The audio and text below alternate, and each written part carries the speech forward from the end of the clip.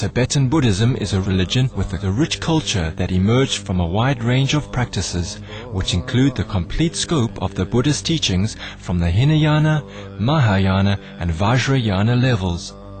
Different groups belonging to Tibetan Buddhism include the Nyingmapa, founded by Padmasambhava, Kagyupa, founded by Tilopa, Sakyapa, founded by Gongchok Gyalpo and his son Ganga Nyingpo, and Gelugpa, founded by Tsongkhapa Lobsang Drakpa.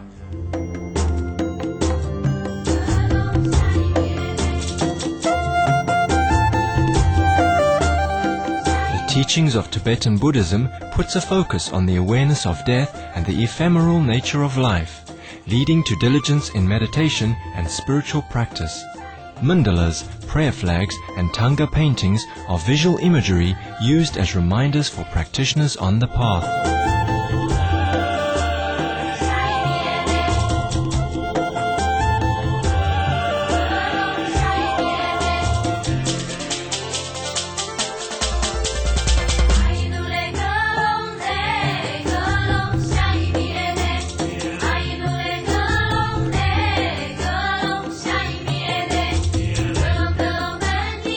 One of the renowned masters of this religion is Milarepa, magician, yogi, poet, hermit.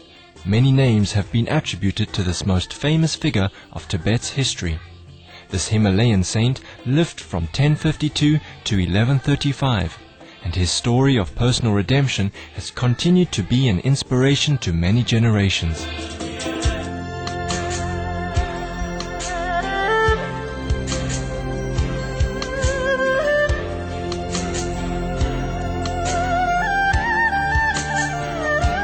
Through songs called dohas, Milarepa imparted divine teachings on spiritual devotion and wisdom. Today we present to you an excerpt from the holy text of Tibetan Buddhism with the compilation titled 60 Songs of Milarepa, with songs 7 to 8, 25 to 29, and 31 to 32.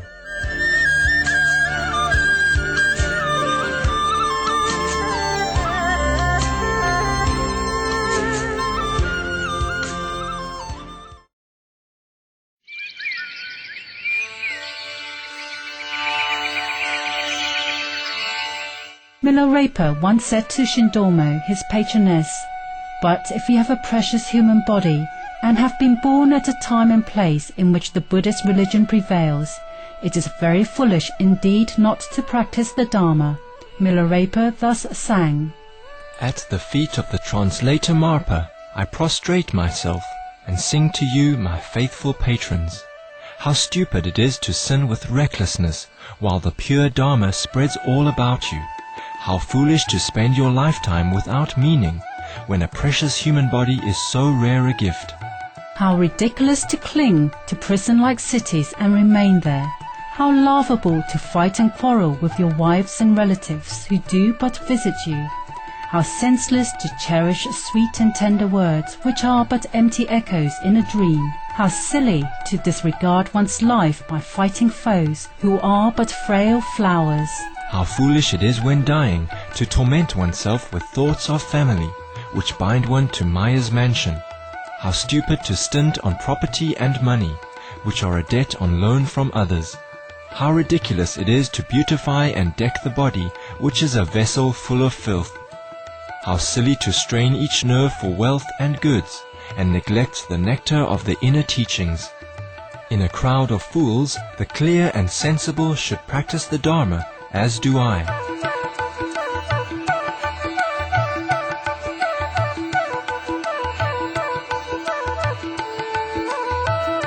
A yogi who had great faith in Milarepa came with other patrons, bringing copious offerings, and they asked Milarepa how he had managed to undergo the trials of his probationship and had exerted himself. Milarepa answered with the 6 resolutions. When one has lost interest in this world, his faith and longing for the Dharma is confirmed. To relinquish one's home ties is very hard. Only by leaving one's native land can one be immune from anger. It is hard to conquer burning passions towards relatives and close friends. The best way to quench them is to break all associations. One never feels that one is rich enough. Contented, he should wear humble cotton clothes. He may thus conquer much desire and craving. It is hard to avoid worldly attractions. By adhering to humbleness, longing for vain glory is subdued. It is hard to conquer pride and egotism, so like the animals, live in the mountains. My dear and faithful patrons, such is the real understanding that stems from perseverance. I wish you all to practice deeds that are meaningful and amass all merits.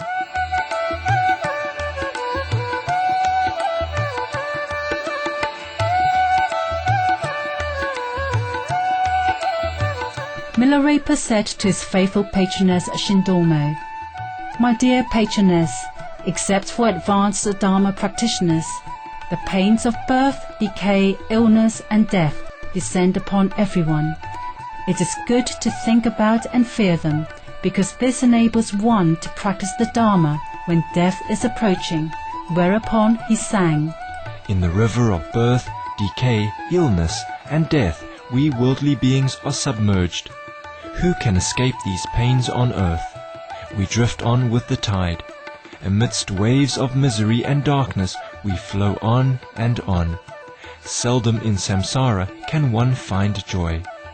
More miseries come by trying to avoid them.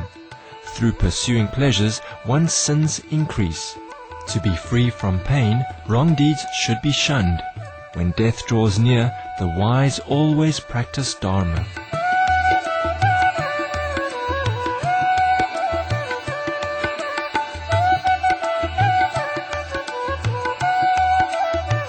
"I do not know how to observe the suffering of birth," said Shindormo. "Please instruct me how to meditate upon it." In answer, the Jetson revered sang, My faithful patroness, I will explain the suffering of birth.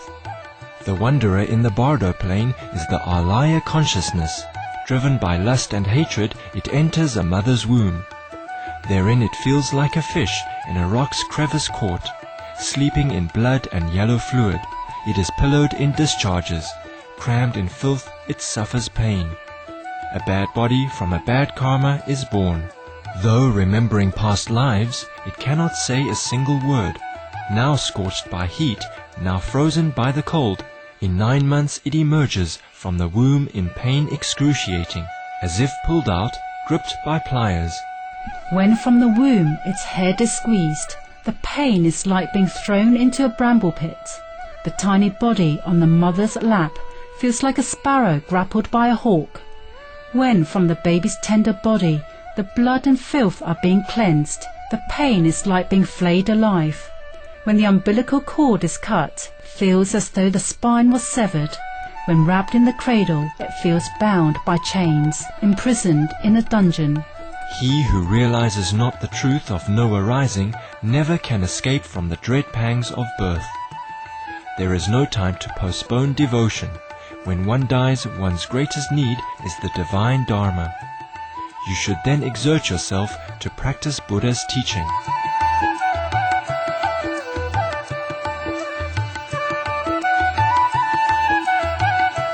Shindormo asked again, "Please preach for us the sufferings of old age." In response, the Jetson revered sang, Listen, my good patrons, listen to the sufferings of old age. Painful it is to see one's body becoming frail and quite worn out. Who can help but feel dismayed at the threat of growing old? When old age descends upon one, one's straight body becomes bent. When one tries to step firmly, one staggers against one's will. One's black hairs turn white, one's clear eyes grow dim, one's head shakes with dizziness, and one's keen ears turn deaf. One's ruddy cheeks grow pale, and one's blood dries up. One's nose, the pillar of one's face, sinks in. One's teeth, the essence of one's bones, protrude.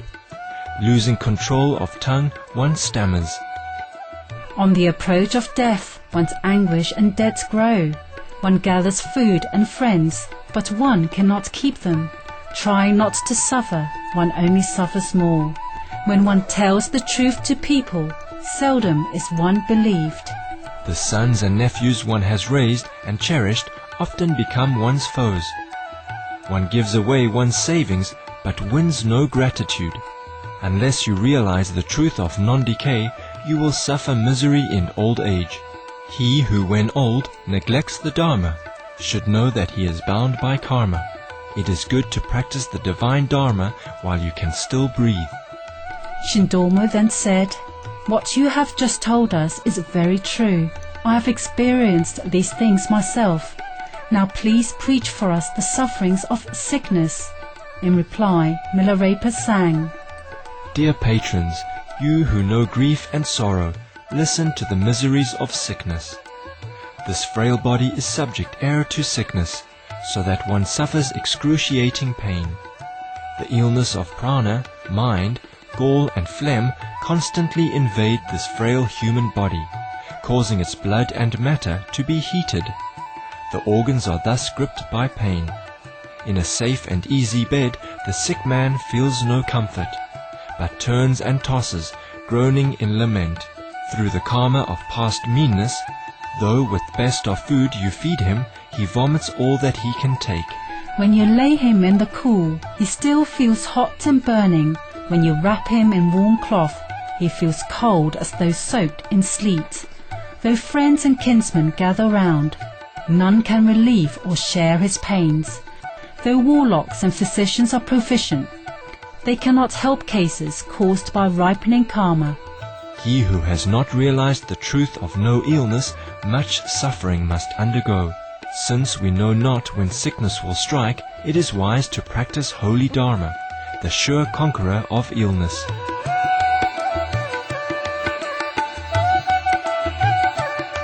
I hope to practice more Dharma when death draws near, said Shindomo. Now please preach for me the suffering of death.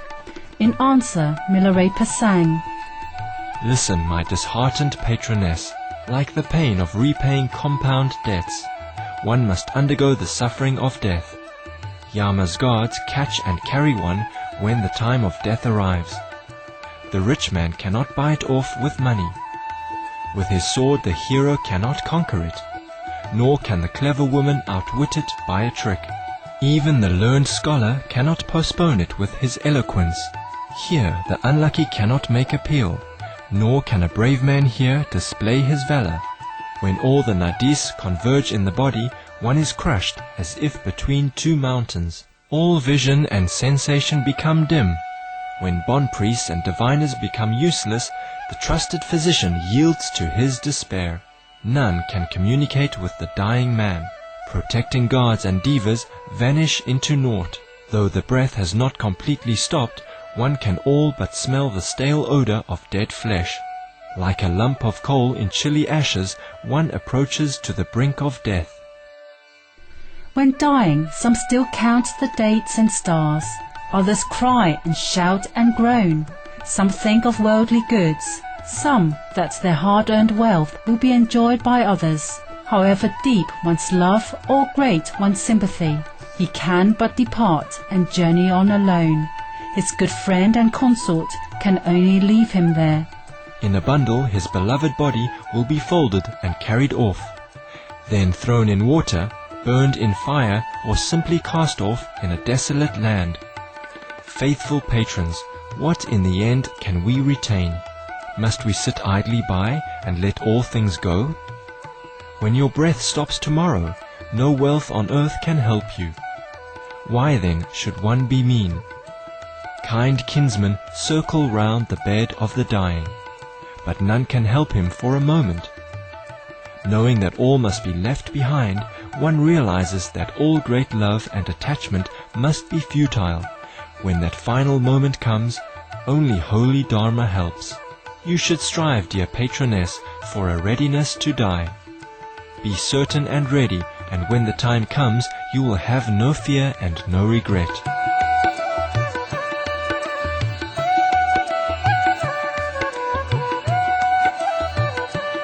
At first, when a man greets his relatives, he is happy and joyful.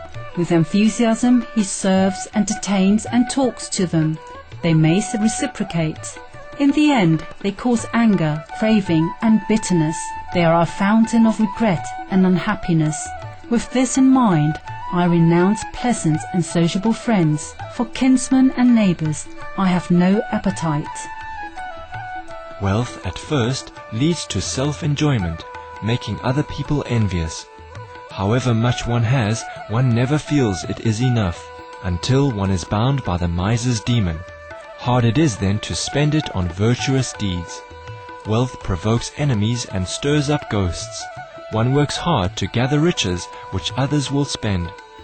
In the end, one struggles for life and death. To amass wealth and money invites enemies. So I renounce the delusions of samsara. To become the victim of deceitful devils, I have no appetite.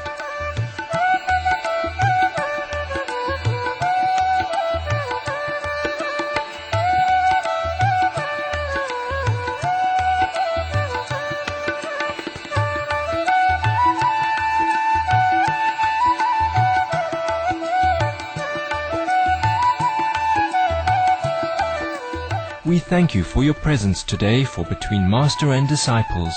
Please stay tuned for Animal World, our co-inhabitants, up next, right after noteworthy news here on Supreme Master Television.